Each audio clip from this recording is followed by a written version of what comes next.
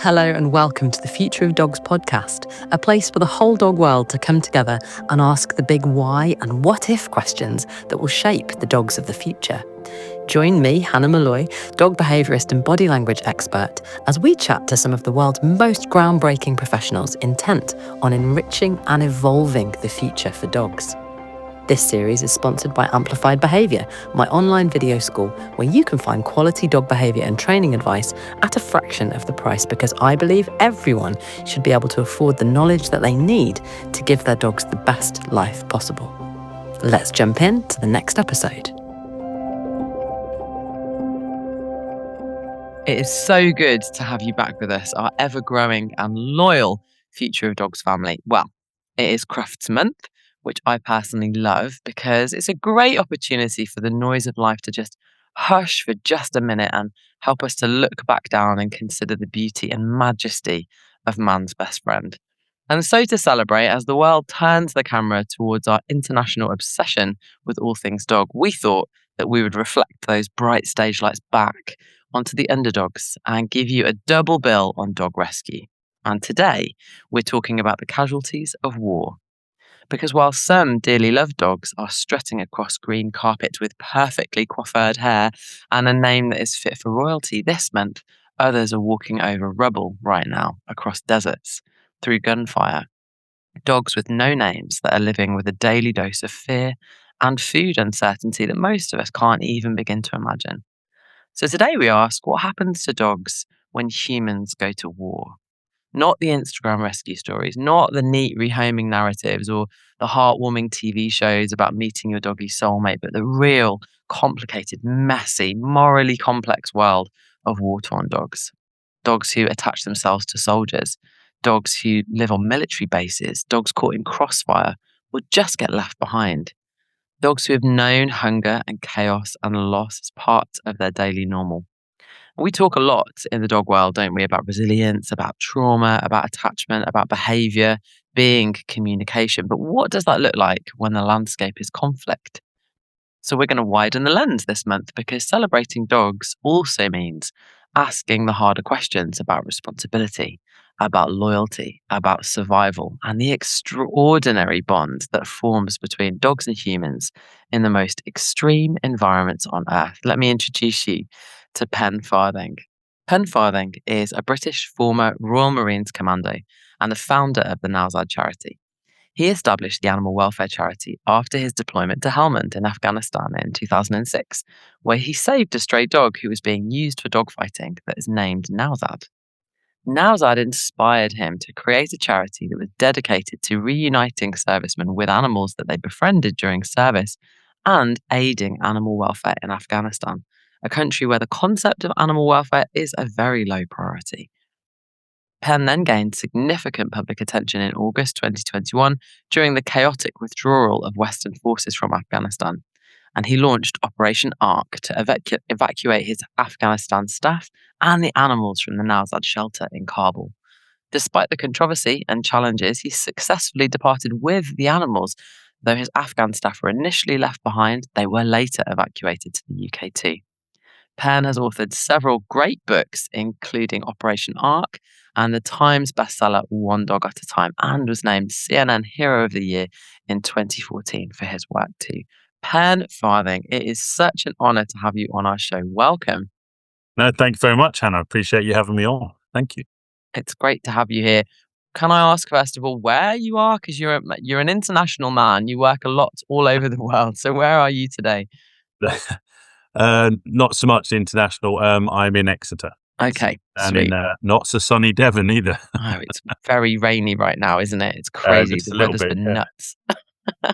And when was the last time you were over? Where are you now? Where are you working now? Where is Nowzad working, I would say? Pen across the world. Constantly we're in Afghanistan and Ukraine. Yeah. There's always teams there. Me personally, we've just come back from Ukraine just last week. So actually out there visiting our main staff in Lviv in the west of the country. But for me now at the moment, it's the start of the year is always about just trying to get the fundraising on track. Yeah. That has to be our main priority without a shadow of a doubt, because I mean, and as people are aware, it's just such a hard financial climate now. And every charity is just struggling across the board. So we have to make our priority for the first few months to actually get things in order for the rest of the year. Yeah, it's a huge issue that all charities are having, and especially actually why I wanted to kind of focus on you guys as the first of a series of rescue charities that we might start to encourage people to look at, and that's because we do tend to look at home before we look abroad, don't we? We're like we'll look after our own before we'll look Yeah. after dogs elsewhere, but the work that you have done in these countries is really, it's international aid actually, Pen, isn't it? As far as dogs are concerned, you're looking after dogs who live in countries that have been ripped apart because of human conflict. And there's no one doing that at all, as far as I'm aware. Like, that is really very specific and a hugely important part of welfare. But can you take us right back, Pen? Because I mean, Yeah. I've got your amazing book and I love it. If you haven't read, guys, Pen's One Dog at a Time, you can see it right now if you're watching this on YouTube. It's a great book. Like, it's a proper page turner. And Pen, you are an awesome author. You just write in a really My, easily my digestible mates from way. the Marines, when I started writing the book, I kept getting packets of coloured crayons through the post. So, like, just in case you run out with your crayons while you're writing this book again. Oh. It's not to colour in the pictures that they were assuming you were going to put in Yeah. there. So yeah, I really enjoyed writing it, and because it excuse the pun, but it told the tale of Nowzad and how it started, and Mm, just to get my thoughts down about it all. So um, that's where One Dog came from, and that dog, Nowzad, is the catalyst for all of what's come next. All of this charity, where we work, how we work. It's all down to that dog back in mm. Helmand in 2006, which is It's kind of crazy crazy. about It it. is crazy. And, I obviously want everybody to read this because it is superb. But if you could give those of us who've never heard of the work that you do, Pen, do you want to give us just a really brief whistle-stop tour of where this all started and where you're going to now, I suppose? Yeah, I mean, where it started was Helmand Province, 2006. I was serving as a Royal Marine Commando, as you said in your intro there, and I was the troop sergeant. So we were actually in the town of Nowzad, which is pretty remote. We were in a forward operating base. Taliban were mortaring us most days. We'd end up contacts with them outside the wire most days. And it was a pretty tough place to be. Sadly, I lost 2 of my guys, and 5 were seriously injured down there. And to get through it all, I ended up just looking after this stray dog. His ears had been docked, his tail was docked. He just had all these scars from the fights he was being made to take part in. But me and him clicked. The locals sadly enjoy dog fighting on a Friday afternoon after prayers, and he was one of those that was being used to fight. So I pulled him out of that, and he just became my buddy, my kind of magic carpet to just escape from where we were for 5-10 minutes. That was all. It wasn't like I was walking him around the block or anything. And yeah, at the end of that tour of duty, I realised that if I just left, he'd just be sat there and somebody would probably drag him back to dog fighting, or he'd be trying to scavenge for food again. So Mm-hmm. I had to plan to get him smuggled out of Afghanistan into Pakistan. And then from Pakistan, he was flown on a commercial flight to London and then into quarantine for 6 months. Wow. And I had no idea that my future then lay in animal welfare. I was a 22-year Marine. I had no inklings to go into animal welfare whatsoever. And that dog turned it all on its head. And that's how we ended up, working in Afghanistan. And sadly, for the people of Ukraine, the war that then started actually allowed us to then start operating in Ukraine as well. Wow. It's huge. It's amazing. Especially in a country that actually, like, dogs are, I know for Muslims, they are very dirty, actually. I mean, I was brought up in a Well, very you multicultural say, country. So it's yeah, like when you say you have to that, wash, right? but it's, I found Afghanistan because I always had that kind of notion at the very Mm, early days, but I found now that we've been there for nearly 18 years, Mm-hmm. it's very much like walking down the street here in Exeter in London. I could bump into 10 people. 5 of those people like dogs. 5 of them don't like dogs. Okay, fair. Mm-hmm. And that's the same in Afghanistan. It's not really a kind of religious reason that people don't like dogs. It's they're scared, and Yeah. the reason they're scared is because of rabies. Yeah, fair. Completely reasonable. Yeah, and so for for Afghans, I mean, you get bitten by a rabid dog, which sadly happens all too often. Mm-hmm. Most hospitals in Afghanistan do not carry the vaccine you need to be injected within 24 hours. So Yeah. at the moment, for the records that they have, because remember, a lot of places in the provinces, they don't keep records. Yep. Over 1,000 Afghans a year die from being bitten by a rabid dog. Gosh. So, for them, it's all about, well, hang on, there's a dog on the street. If that bites me, Mm-hmm. they call it mad dog disease, then they could actually die. Mm-hmm. So that's where a majority of it comes from. I mean, all of our staff who are Afghans, absolutely, adore them. It's just amazing to see them when they're working with the dogs, treating them or socializing them. It's something now that is born out of fear, really, rather than any kind of cultural perception of it. And it is from obviously hundreds of years of having this disease that no one really knew what it was, and there's no cure to it. That is fascinating and really helpful, I think, because I mean, I grew up in a multicultural town, and there was a lot of conflict around dogs being, just taboo. And actually, I need you to keep that dog away from me because I have to wash. Like, it's a logistical issue. I Yes. have to wash a lot of times before I can pray again if I touch that dog. And I think sometimes people forget that when they see, different cultures shying away from dogs. Is there's lots more that's going on underneath it, and in that inherent fear of rabies is Yeah, I huge. mean, and like, when we were talking briefly before you started the podcast was, like my dogs come in, so I have towels down on the floor now because obviously they're just wet and muddy. Yeah. But if you go to any house in Afghanistan, your shoes don't even go in the house. Yeah, If you wow. go to someone's office, you normally take your shoes off outside their office. So having a dog is actually not compatible with how they run their inside of their house. You do not bring the outdoors inside. So with a dog, obviously, sadly, you can't take the paws off and fit some slippers on. So that's where it all comes from. It's just the cleanliness and the fear of, sadly, disease. And I guess then you, just in terms of culture, the less time you spend with dogs, the less you're likely to build bonds with them, and that is going to have an impact on the wider country's sort of perception of animal welfare as an important thing, I suppose. So Nowzad got out and he went to London. Like, what happened to him? Like, tell us a little bit more about his endpoint. Did he get rehomed to somebody? What happened to Nowzad? Yeah, so Nowzad, he had to do, obviously, quarantine 6 months. Mm-hmm. I was allowed to visit him, but I lived, where was I then? I was Plymouth, I think, back then. And so that's just a long old haul to go all the way up to obviously see this dog for a couple of hours and then have to drive all the way back down because you couldn't take him out of quarantine. He was stuck within his kennel. But the girls up there who were running the quarantine absolutely adored him. So he was never shy of cuddles.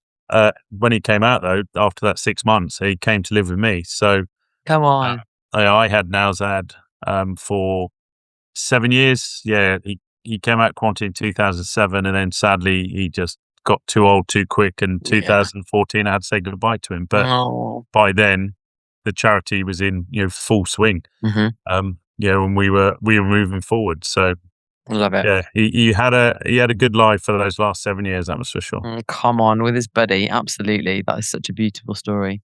And so, obviously, life got very hectic in Afghanistan. I mean, I'm going to throw us back actually now, Pen, to a question that I ask all of my interviewees, and what I always ask all of our guests when I remember is, what is your big what if that could change the future of dogs?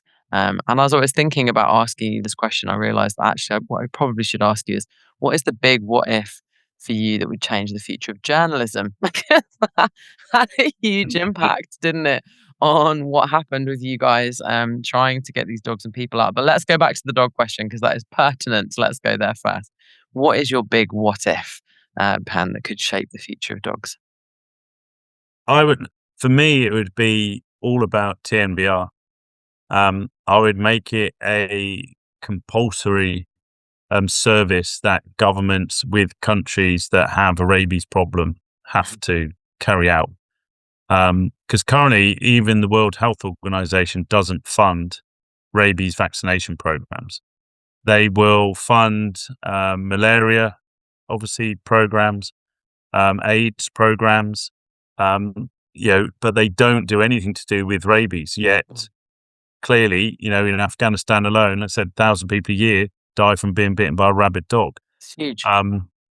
Ukraine has had their first case now of rabies confirmed late last year. At the moment, DEFRA here in the UK and most of Europe have banned any dogs from leaving Ukraine. You can't bring a dog out of Ukraine at the moment.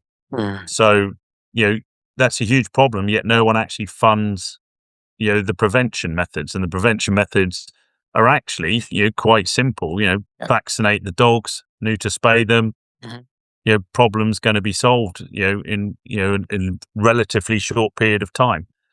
So that'd be my what if, is actually making it compulsory that we had TNVR and rabies vaccinations, because it's a lot cheaper to neuter, spay, vaccinate the dogs than it is to actually vaccinate the human population.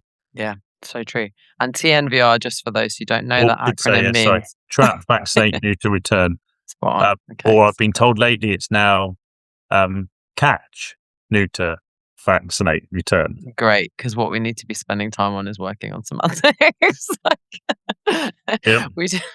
We do just fight over words, don't we? It's crackers. Okay, so that's what we're doing. We're going into countries. That's what the majority of the work that you do, would you say, Pen, now is just going out and trapping, catching, neutering, vaccinating, and then releasing these dogs? Yeah, is that right? So in Afghanistan, we started off with the soldier rescues. Once I rescued Nowzad, it went in my local paper where I'm from in Essex, and to help raise the money to get Nowzad into quarantine, because sadly it's not a cheap exercise. And then I got contacted by some other soldiers and saying, look, I'm looking after a dog too out in the front lines. I want to get it home. And so Nowzad ended up, over the course of the conflict in Afghanistan, actually helping over 1,600 soldiers to be reunited with the dogs or cats that they had adopted from the front lines. But that wasn't our main mission, but that's what everybody saw, because that's what was in the papers. You talked about the CNN Hero Award. Well, that was for the soldier rescue, but that actually wasn't what we were doing as the main operations in Afghanistan. We wanted to help the Afghan people. And as I said, rabies was, this massive killer, but nobody was doing anything about. So we actually started these vaccination drives in Kabul to actually help the locals. And we were using funds that we were raising via us having this soldier with this cute puppy. That was what the worm to actually get people to come in and see what we did. And then we'd actually then use money to do our vaccination programs. Very wise. PR, that's what they need, isn't it? Newspapers need to be look, it's a lovely story. And here is the... take dogs and cats out of Afghanistan and then do nothing for the Afghan people. That was absolutely. So that was what we did until the evacuation you talked about in 21. And obviously there's no more soldiers in Afghanistan now. So now we are purely doing vaccinations, trap, neuter, return. But we're now struggling because all those people who came to us because they were supporting the soldiers in Afghanistan and loved seeing them reunite with these dogs and cats. Sadly, a lot of those have now left, because what we do now isn't something that they're passionate about. It's not as sexy, is it? Like vaccinating dogs in deserts. It's like, I hate saying, soldiers with a dog is sexy. I'll leave other people for that. But that's what it was, when we had a soldier on our social media with these, with this puppy. Just that was gets it. people looking. Like. Crazy. Yep. Yeah. I mean, and also I say sexy, like anything would be sexy as in it sells.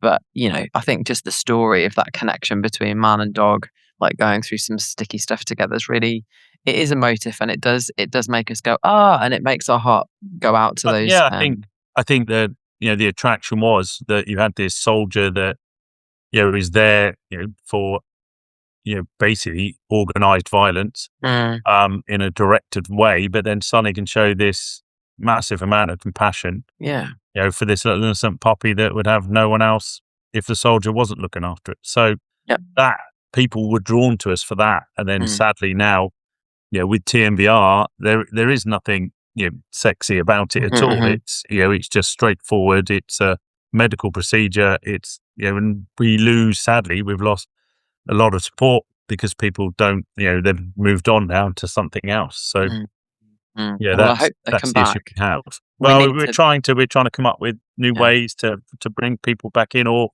even find newer people now who actually want to support that and actually see the benefit in running programs like that across in Ukraine and Afghanistan. As I say, I think it's such a noble venture. Like, it's a really unique needs that you're meeting, Pan, and all of your team. I know it isn't just you. Like, it's a whole huge. I mean, the team's amazing. We don't have a lot of staff. We keep it very small. There's only 5 of us here in the UK. So some people emailing, right, I want to speak to your fundraising manager or your That's me. head of communication. We're like, okay, well, that's the same person. Yeah. And So, how big is your team, like, Pen? If you were to look at like the team in Afghanistan and the team that is in the Ukraine, like how many people are we talking about that work with you now? So in Afghanistan, there are 14. Amazing. We have now 6 vets, plus 2 assistant vets, and then the rest are support staff. So those who are in the kennels, those who are drivers, obviously a chef, because we now run the first ever 24-hour animal hospital in Kabul. And we were actually asked to open that by the authorities. So Wow. which is just kind of crazy to think about. So That's our outstanding. hospital is there for injured horses, donkeys, that are working, that sadly might be involved in road traffic accident. For dogs, cats, we have a local award we give out, Afghan Animal Hero, for any Afghan who actually brings us in an injured animal that they've found out the streets. And you'd be surprised at how many actually do take the time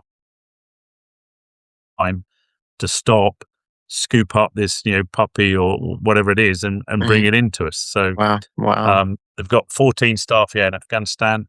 In Ukraine, we have 3 full-time staff. Our country manager, a lady called Luba. We have our warehouse manager, a guy called Vol. And then all the way over in a place called Kramatorsk in the east, we have a kennel manager who's helping at one of the kennels that we support. Gosh. And then in the UK, as I said, there are 5 of us here in the office down in Exeter. Amazing.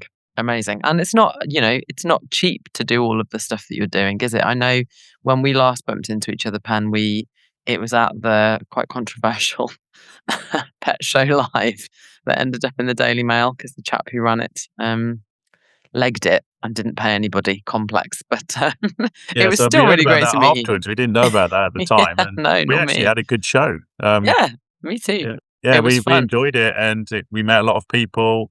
We brought back donations. So yeah, we actually and then we saw the controversy in the mail, and we're like, oh, didn't know that's dear. going on. Yeah. But I know at the time you were fundraising for a ambulance, wasn't it, to Yes, go yeah. back over to the Ukraine and support everybody on the field there. So where are you at with that? Did you manage to fundraise your ambulance? What are you still working on? Yeah, so we fundraised for this ambulance. We came up with the idea because we don't have any shelters that are ours like we do in Afghanistan. We support shelters that are already in Ukraine. Back in prior to the conflict in Ukraine, they actually had a fabulous TNVR program. All over Ukraine, you'll see dogs walking the streets, and they'll have a little tag in their ear, and they're vaccinated, neutered, and the locals. It is part of the culture. Is you look after the strays that are out on the streets.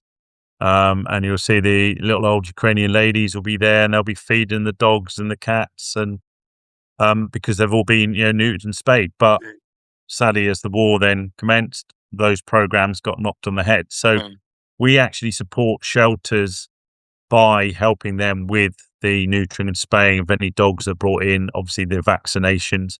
We have a wonderful, wonderful volunteer called Angela. She's from the Netherlands. And she basically is out in time vaccinating dogs and cats all over the place. Wow. So we support her with the vaccinations, and she's just out there driving around into communities, and people bring them all the dogs that are in the village. They'll bring them to Angela, and she vaccinates them. So That's superb. we want to be able to help more, and that was by doing neutering. So we came up with the plan of actually getting an ambulance, an old NHS one, stripping it down, re-kitting it into a operating theatre for dogs and obviously cats, and then taking that out to Ukraine. So at the moment, it's actually in our warehouse here in Exeter. It's getting fitted out, all the bits and pieces that have to be done to that. And then we're hoping at the end of April, it will be going on its maiden voyage to Ukraine, and we'll actually put the concept to work and see, basically it's going to be a trial period to see, right, what do we need to do? How are we going to do that? So exciting. So yeah, somebody has got to drive the ambulance across Europe, and that's 3 days of driving. So I don't fancy. I'll do it, Pen. Right, you're more than welcome. I'd love to. Come along and drive our ambulance. So cool.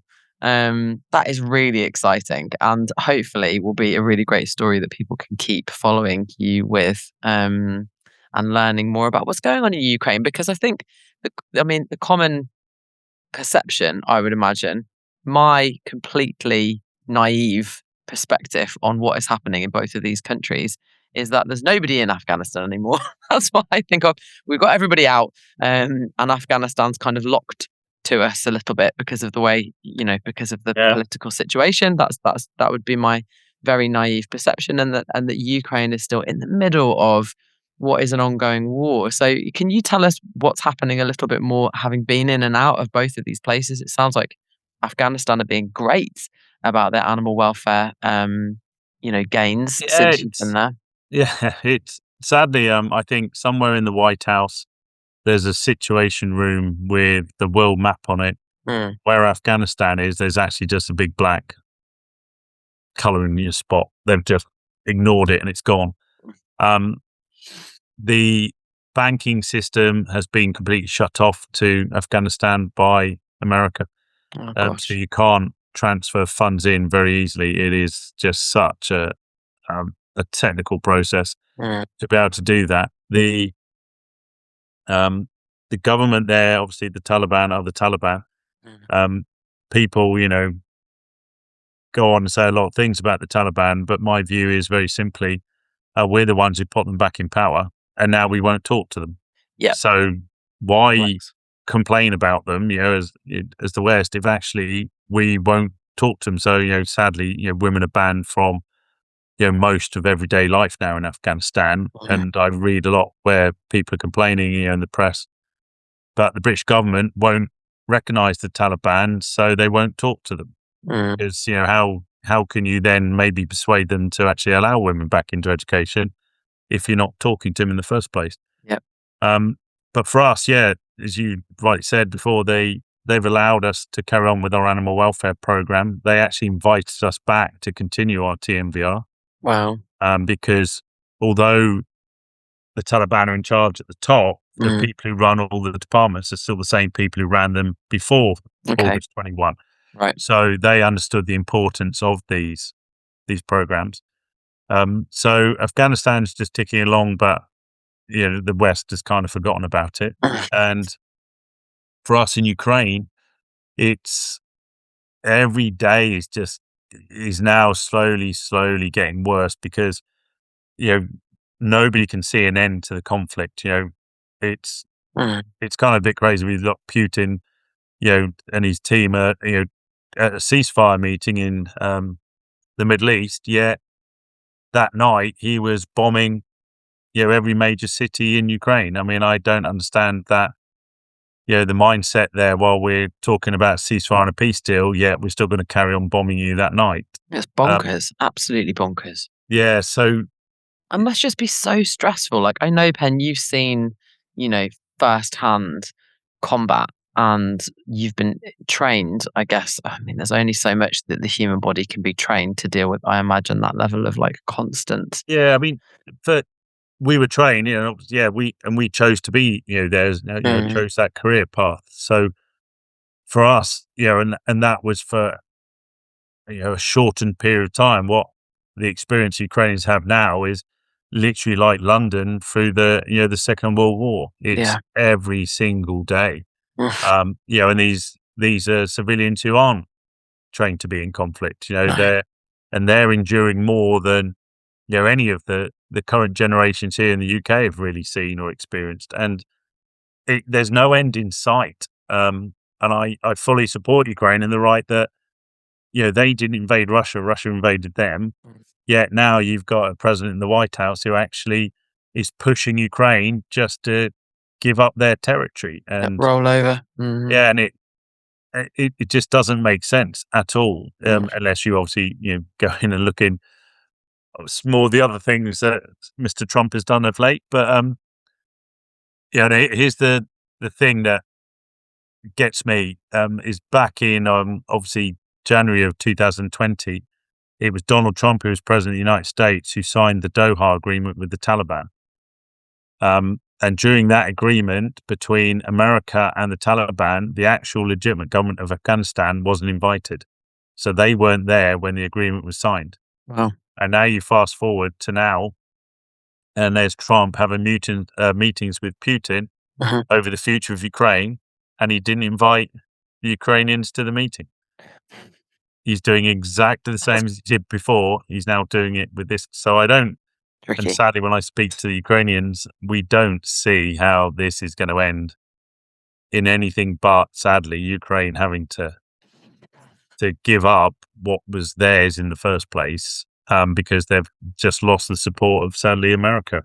So Such a shame. It's such a huge, and it's been going on for so long. I think that's the other thing yes. with war. Like, we can't, as human beings, I think, juggle as much of the world stage as like day to day. You wouldn't get anything done if you were able to perceive of everything that was happening. But I think we've forgotten that the war in Ukraine is still happening, for We a lot do. of I us. mean, you become kind of complacent to it. We can Yeah. switch off. I remember when we started this, it was every day in the news. Now Yeah. you're Yeah. very hard pressed to actually see anything about Ukraine come up. You might get a flag on like a Facebook post or something like that and be Yeah. like, "Yeah, I'm with Ukraine," but like, what are we actually doing to? Yeah, when we first started as a charity in Ukraine back in 22, we had our little office in Tiverton, just up here in mid Devon, and it was tiny. It was really like a kind of garden shed. Mm. And we started saying that we were going to go into Ukraine and we wanted supplies. Could people please drop food off and any meds they had, that kind of thing, and dog crates and blankets. Within about a week, we couldn't get in the door of the office. We ended up with 9 separate storage facilities around Devon. Wow. For all the supplies that were coming in. It was crazy. We had articulated lorries leaving mid Devon to go all the way to Ukraine with all these supplies on. Amazing. Yet now we're lucky if we get a couple of bags of dog food come in a week. Yeah. Because, as I said, people have now switched. They've gone to, other things that are happening, which, deservedly, they need support as well. But it is like Ukraine now actually, it's not on people's minds anymore so much, sadly. And that's the same, I'd say, for all rescue charities. We've seen that across the sector, is that people have had to pull back. The cost of living has gone up so much. And it's really affecting the way that people donate and that they give. What do you still need, Pan? Like, is it practical for people to continue to bring you bags of dog food? Is there a different way that they can support you that is I mean, better? we definitely, because we still travel out there, although because you can't fly to Ukraine. I've had so many people ask us that. Why do you drive all that way? Because obviously Ukrainian airspace has been closed now for the last 3 years.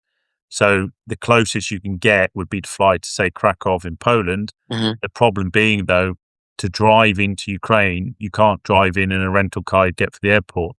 You have to be in an owned vehicle with, obviously they call it the vehicle passport.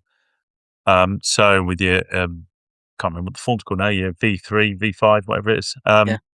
So for us, we have to drive. So we're still driving. So we still take, if people want to drop food off at our extra office, they can. If we have an Amazon wish list, they can, buy something off the Amazon wish list and that'll get delivered to us. Or very simply is donate via our website, because now at the moment we're delivering over 20 tons of dog and cat food per month around Ukraine.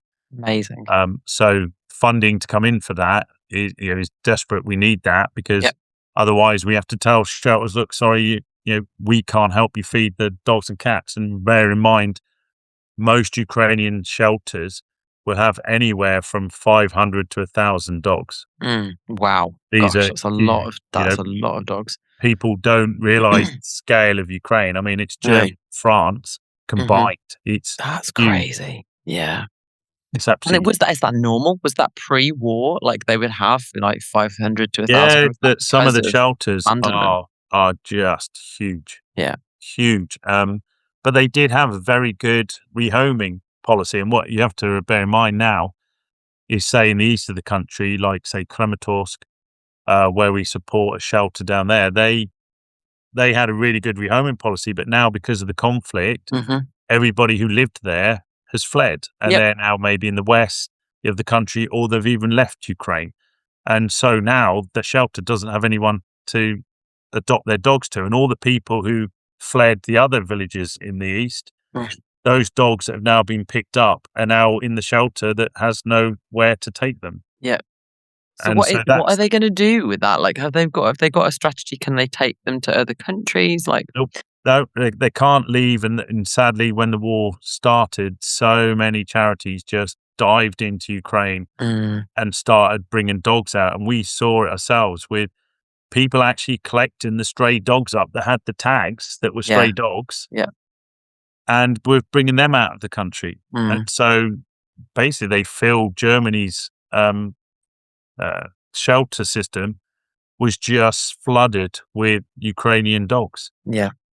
And so that's been banned now. You can't bring a dog into Germany. They've said no, and rightly so. But with those animals still in Ukraine, well, they're hoping, we support them with the neutering and spays. And then when the conflict is over and as people start coming back into those areas, they'll be able to start adopting out again. That's the only option there is. There is no other choice. Do you think they're better off, Pan? This is controversial. Do you think they're better off in kennels or straying? Like if they've been neutered and have, like, say, a central feeding point, do you think it's 500 to 1,000 dogs in a kennel? I can't even imagine the sound of that. Like I worked for Dogs Trust and we had maybe 80 maximum in any given compound, and that's a lot. Enough actually. The amount of emotion and cortisol, you can feel it, you can hear how the dogs are feeling, but that's a lot of dogs in one space. It's a huge amount of dogs. For me, yes, I'd be quite happy if they actually released them before they became humanized. So before they start relying on the daily food, etc. Yeah. Which is obviously the benefit of the TNVR programs. But some of these, are quite traumatized. We've seen dogs come in from places like Bakhmut, etc., that are down in the east of the country, and they've been wandering around the battlefield, and Ukrainian soldiers have collected these dogs up and brought them into the shelter, and they're just absolutely terrified. Yeah. If it was where you've got populations, then yes, because the dogs could be fed. But sadly, out there where if you now release the dogs, they actually wouldn't have any food. No. Yeah. So that's the kind of you're between a rock and a hard place, really. Just so hard, really hard, and huge. And you've only got 3 members of staff out there, Pen. That's amazing that you're doing all of that work with 3. Our 3 main staff, so they coordinate with so many volunteer groups all over Ukraine. We have a group called Dog and Duck, Kiev Tales, Mhm.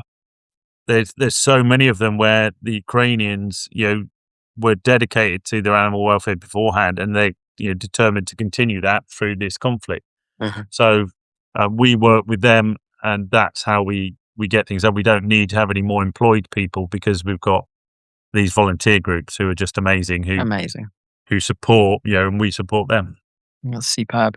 So what do you need? Like, what could people do right now, Pen, to support Nowzad? What are you working towards? And what do you need? What do you need in the short term and what do you need in the long term, I think? Um, we would love more people to share our story, to actually push out, because at the moment we're already preaching to the converted. So we need, more people just come along, join our story, and then push it out to other people. We pride ourselves when we first started Nowzad on never paying for advertising, because it was word of mouth and people would tell others about us and what we did. And so we'd like to try and recreate that again, and that way that Nowzad built up as this family group who shared the stories and brought new people on board. And then it's all about the welfare of the dogs on the ground. So being able to neuter and spay them, not allowing them to have these puppies that will then just, potentially die of disease or die of starvation or be injured by, the conflict that's going on. And so funding for that, is paramount. Mhm. At the moment, the charity, we need roughly around about £1 million a year to do our projects in Afghanistan and Ukraine. Mhm. But that's nothing compared to what we actually want to be able to do. Remember, in Afghanistan, we only operate in Kabul and the surrounding area. Mhm. I'd love to be able to expand across the whole of Afghanistan, Mhm. but we can't. We can't afford to. Ukraine at the moment, we have to concentrate in certain areas. I'd love to be able to go, no, we're going to push and get more volunteers, and we're going to go to all the major hubs, in Ukraine and start these programs. So, Yes, come yeah, on. the £1 million, it sounds a lot, but actually in the scheme of things of what we want to be able to achieve for, and that's just 2 countries. Yep. So It's many more. nothing. Yeah. Yeah. Yeah. And I wonder, do you think Afghanistan, obviously it's not um it's a complicated place to live, especially if you're a lady. But it's stabilized to some degree. Do you think that Afghanistan might start to want to fund its own animal welfare projects there, and you could support them to do that, or as opposed to sort of Ukraine, which is currently in the middle of so much drama that this is like it's so not a priority. It's not even funny to so many people unless you love animals, like many of us do. I can see that it's always a Yeah. priority, regardless of what's going on. I think Afghanistan, you said, is very complicated, and I could talk for all day about Afghanistan and Mm. the politics and the whys and the whats and all that kind of stuff. But they will always struggle at the moment because they don't have the international recognition. And again, I'm not on here trying to vouch for the Taliban whatsoever, but we put them in power. Yeah. So, like as I said before, so ultimately, if you want to get things achieved in Afghanistan, you actually have to talk to them, whether you like them or not. And I go Yeah. back to the days of, the IRA conflict in Northern Ireland. Well, we ended up talking to Sinn Féin, and Sinn Féin ended up with MPs, sitting in Parliament, Yeah. although they never took their seats up. But they were actually, voted in. So, and now look, in Ireland, there is, relative peace and things are moving forward. So, Yeah. Yeah. maybe that's what we have to do, because yes, they would, if they had the investment, they would actually. I truly believe, because it is a disease that they are very worried about. Rabies Mm. is a killer. They would actually fund it, but Mm. yeah, Do you think there's scope, Pen, for you to do like an international rabies something? Because I went to South Africa recently and stayed with a church, and we were on like a children's village, and there was a a guard dog that was a Labrador. I got there and I was like, oh, and so this is the guard dog. I was like, no, no, this is a Labrador. He is the guard dog. He barks. And he had a bit of a fit, and so we had like a bit of a rabies scare while I was there. It was absolutely fascinating, but they came out and vaccinated the dogs, and the vet who did that, when you've actually saved all of these children by doing it, because he could have got bitten by a mongoose or something else that had rabies. And now you have this amazing buffer that protects the children because this dog is not going to contract it. So it's a huge international issue, isn't it, rabies? I mean, I think again in Britain we pay lip service to it because we haven't had a case of rabies, since I think 1952 or something. Crazy amount of time, and thankfully all the the checks that they do at the borders, DEFRA, etc., has prevented that. So we don't really see the importance of it. And again, it's like malaria, isn't it? We don't have cases of malaria really. People obviously can contract it and bring it back, but we don't actually have it. We don't see it. It's not something we wake up in the morning and go, well, I might get malaria today. Yeah. So I could love to say we will do it, but it's very hard to be able to fund that. That's that it needs to be like the World Health Organization need to actually make that a priority and say that's what we are going to now start tackling that. We've tried with so many times to get funding from the UN because they're still in Afghanistan, but they don't run any programs that support animal welfare or rabies prevention. Interesting. So all of our donations come from just grassroots funding, going out, rattling a tin, and getting people to donate on our website. Well, I know that there's somebody listening right now who is immediately going to donate to Nowzad. And I also know there's probably somebody listening right now who's like, I'm going to make international rabies prevention my heart song, because that is what I love about the future of dogs. Our listeners are visionaries and they are futuristic, aren't you guys? I know you're listening. And this is a huge problem. It's a huge animal welfare and public safety issue. And it's not going to go away. And so, somebody jump on that bandwagon, but most importantly, make sure that you get behind Nowzad in everything that they're doing, and don't forget them, because they're not forgetting dogs. And I think that is what's so noble. All dog rescues noble. It really is, like, not forgetting dogs who have served us and loved us and just been so loyal and by our sides for so long is huge. But Pen, I think we all need to keep getting behind you. And you've had some pretty cool support, haven't you? I've seen recently our good friend Ricky Gervais has Ricky, been very generous. He did us proud, with some of the proceeds from his recent tour. Legend. That was amazing. We didn't know that was coming until it was pushed out in the in the papers. That's the first time we found out about it. Same as everybody else. Oh, cool. So that was a bit of a shock to the system, but very, very, very welcome. We have had in the past some amazing support. We've now started. People actually have thought about us enough to leave money in their wills to us. Amazing. And it always just makes you stop and think when you do one of these letters come through from a solicitor saying you've been left this is like, wow, we actually had that much of an impact on somebody that they had the forethought to leave us some funds to do what we need to do for the dogs. So it's been an amazing journey these last 18 years of seeing the support that we've had and the support hopefully that we're going to continue to get by people who care as much as we do. Absolutely. And I mean, I don't want to circle back too much to the journalism aspect, but it was quite a chaotic time for you, wasn't it, Pen? When we were coming out of Africa. I don't know what you're about. We're past that. It's under the rug. How would you? It was mad, wasn't it? Go on. Well, it was the most, without doubt, stressful period of my life, but not the actual evacuation from Afghanistan in 21. It was what came after. Yeah. Tell us, for those that have no idea what we're both talking about, Pen, do you want to give us your perspective on the media drama that ensued?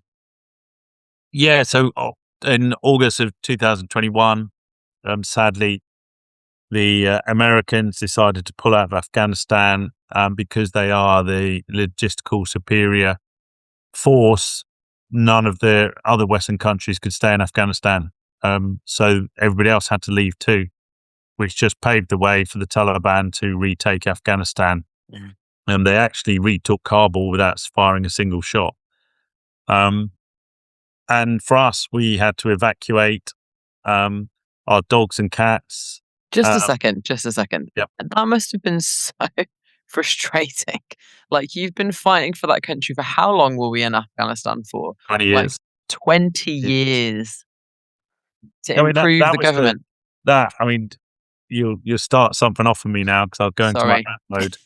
Um, but I mean, I'm you have to think sorry. about 20 years of sacrifice by, the international community that was in Afghanistan, the troops on the ground, Mm, the amount of soldiers, the 453 that the UK lost.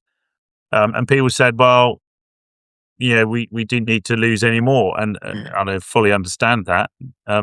However, we had actually started change mm. in 20 years. Young women now felt safe enough to go to school. When the Taliban were removed from power the first time around, there was only 5,000 women in education Wow. in Afghanistan.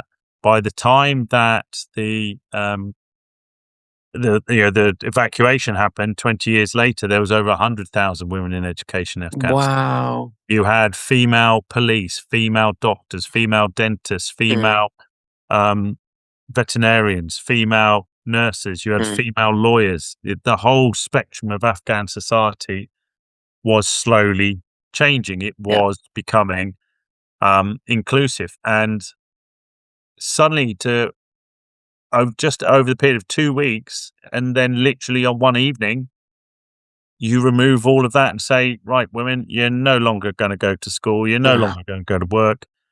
You will just stay in the house and you won't ever go out again unless it's your dad, your brother, or your uncle who escorts you. It's absolutely horrendous. You And can't go I to mean, I a know pub. that You that's can't what, go to a restaurant. You yeah. can't go to a gym. You can't go anywhere. And so we gave all these people hope for 20 years and a glimpse at a future that we then just went, nah. Yeah.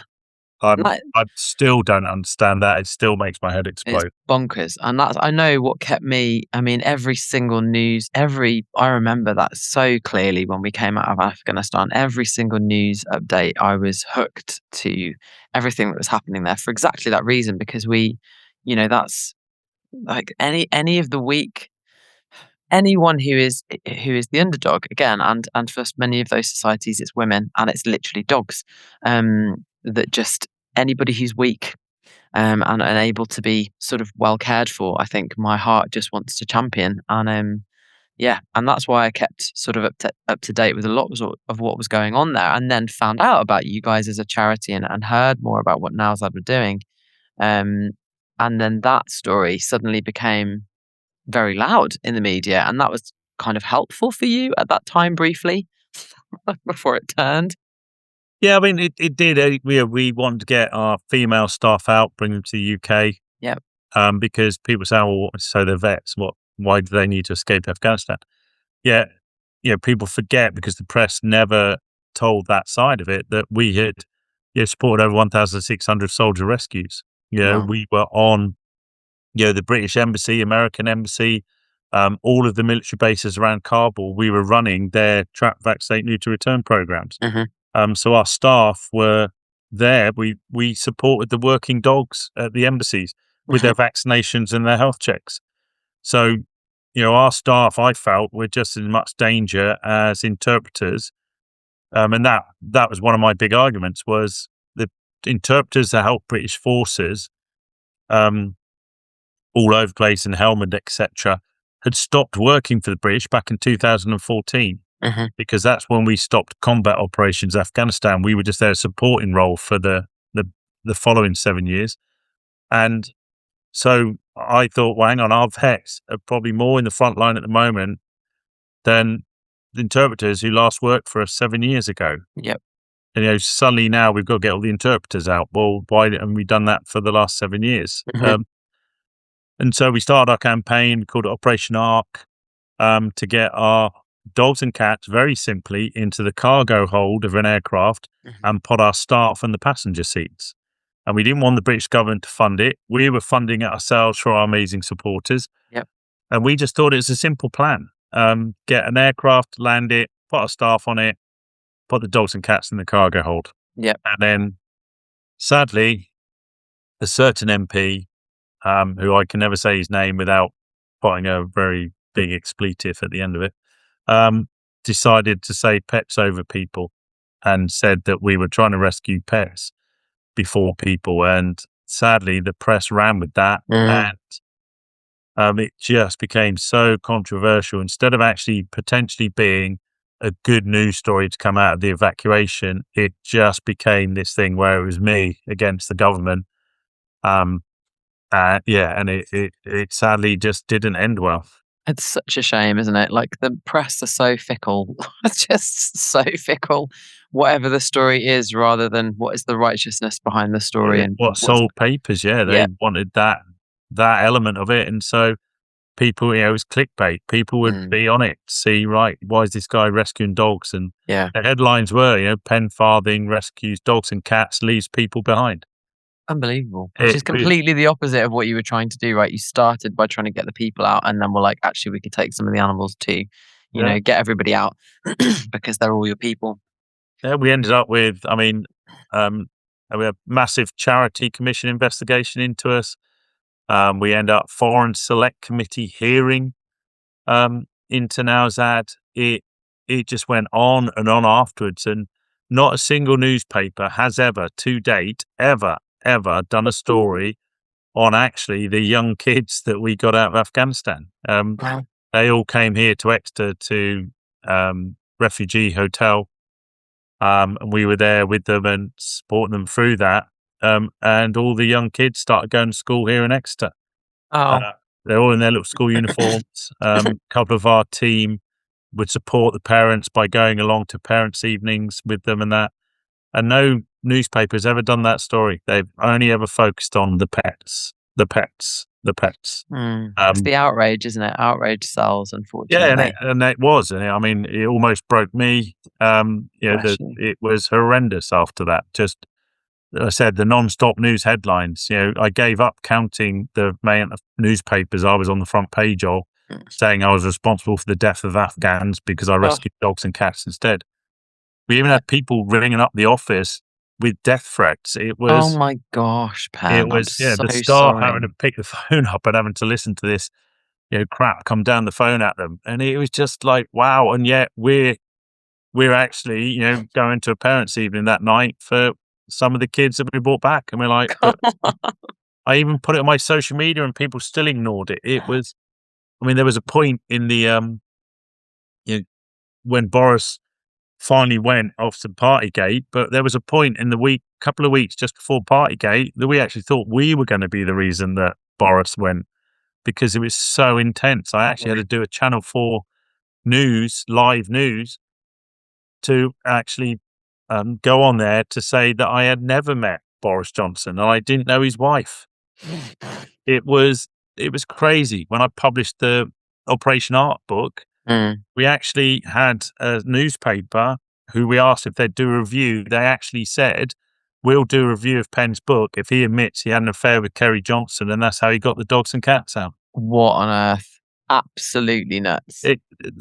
I don't read anything that the newspapers, I think it's a load of old tosh now. I don't trust anything that I see that's written down. That's really, really hard. And yet it's so important to have good PR contacts and good journalist relationships when you're a charity. Like, you really need that. You need that extra love and support. But and you're still here, Pen. Can we just take a minute and just celebrate you absolute warrior, that all the way through that you were still like, whatever, I'm just going to carry on doing the good thing that I know that I'm supposed to be doing. I think that was the Marine mentality. So once I started something, I've got to get it done. So see it through, regardless of obviously the obstacles put in the way. But again, we had an amazing team of people who were in the background, who were doing all of the operation stuff, sorting out.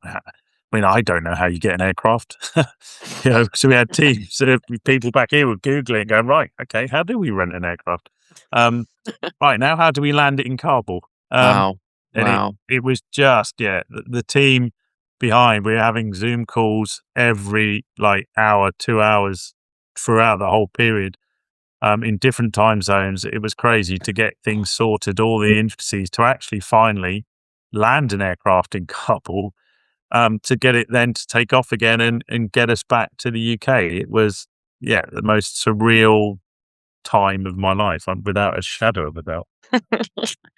but successful. And, again, you've written another amazing book called Operation Ark, which I have foolishly lent to somebody before I've read, which I will never do again.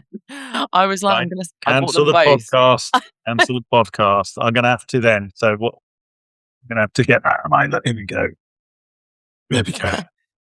Yes, amazing. Well, So good. there you go. Screen's blurred. But That's good. Operation Ark. It's a really, I can't wait to read it. I just couldn't justify it. I was halfway through this one and I was like, oh, okay, you can borrow that one and I'll have it back in a minute. But technically, you can't wait should to read read One Dog first, because it does tell the tale of how we actually started, and then There you go. Operation Ark is kind of the conclusion, really, of that period of time. The military in Afghanistan, and obviously everything that went on during Operation Ark. Yeah, there's I want to be able to tell the truth, because we've never been able to have our side of the story actually out there, and just correct all this rubbish about, it's pets over people. And I think that rankles the most is, you go on my Wikipedia page that somebody created for me, and that's all about pets over people, and there's nothing I can do to change that, and it makes my mind explode. That's not okay. It's really frustrating. I know this misinformation in the press can just completely take a very reasonable animal welfare initiative and turn it into something else. And I know a very personal example of that's happening right now. But really hard, Pan. If you were going to give us some kind of like stats, like to be able to say, actually, do you know what we did after all of that period of time? Have you got those that you can drop? Like how many people you got out, how many dogs you've like loved and looked after, just so that we can get a really good picture of everything that has happened underneath Nowzad that's been running for a long time now. I mean, we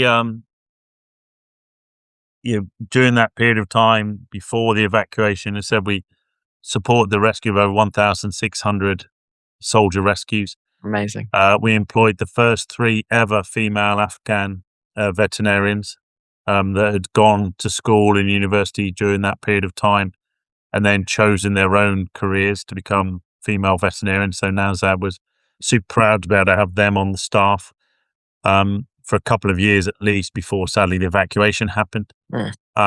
Now, as I said, in Afghanistan, we have the first ever 24-hour animal hospital that's open 7 days a week. With obviously our team there. Sadly, we can't employ any female Afghan nationals anymore, but we're hoping, one day that will change. And in Ukraine, Angela, our volunteer warrior, she actually just towards the end of last year, she vaccinated her 3,000th dog.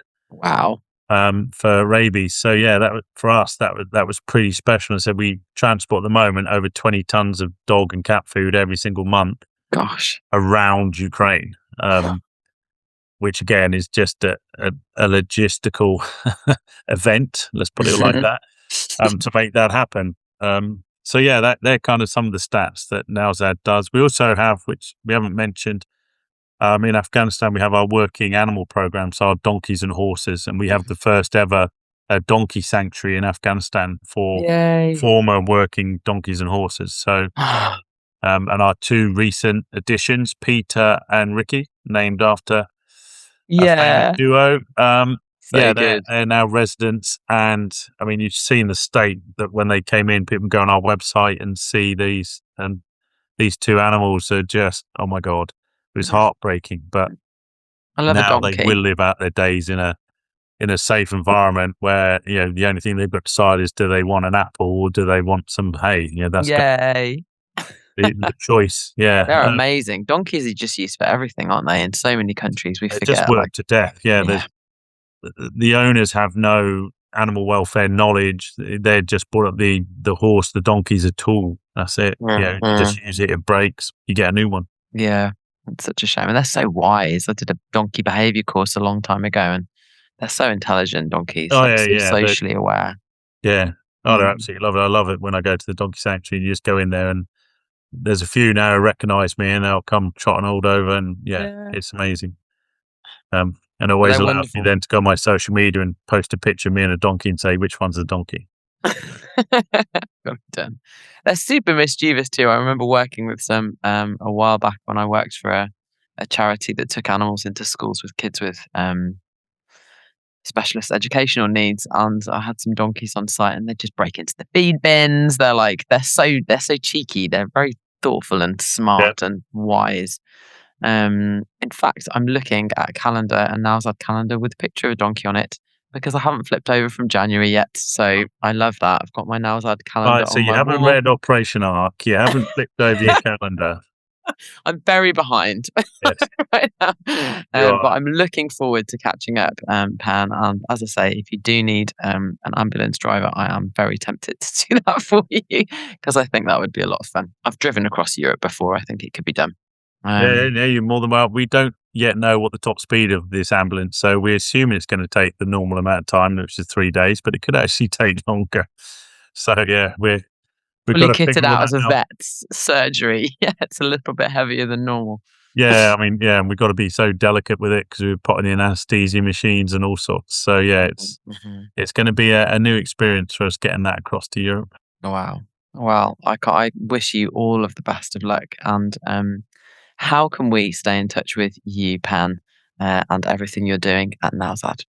We would love it if people would join our social media channels. So the Instagram, the um, X, I always wanted to still call it Twitter, but X, obviously our Facebook page.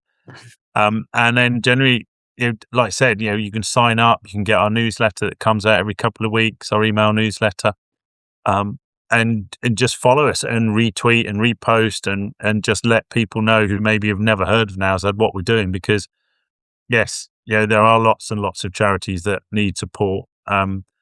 But we like to think that, you'll support a charity that's actually helping these dogs that have no other voice but the people who donate.